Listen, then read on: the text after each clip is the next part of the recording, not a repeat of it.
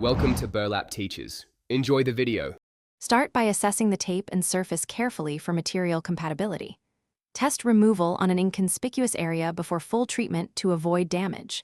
Gather a hairdryer, 70% isopropyl alcohol, a plastic scraper, and soft cloths nearby.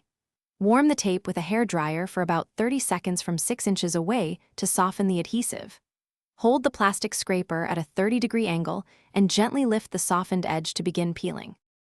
If residue remains, apply 70% isopropyl alcohol to the sticky area and let it sit for 5 minutes. For delicate painted surfaces, apply a small amount of cooking oil instead and also wait about 5 minutes to loosen adhesive. Use a nylon scrub pad with light circular pressure to lift residue without scratching. Wipe frequently with a soft cloth to monitor progress. Repeat application and gentle scrubbing until all adhesive lifts cleanly from the surface. After removing adhesive, wash the area with mild soap and warm water and dry completely with a clean cloth. For stubborn marks on glass, apply a small amount of glass polish or rubbing compound and buff in gentle strokes. For wood or metal, follow with a compatible polish or wax to restore finish and protect the surface.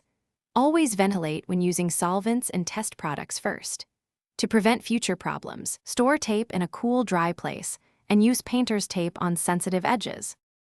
Thanks for watching. Consider subscribing if this video helped you.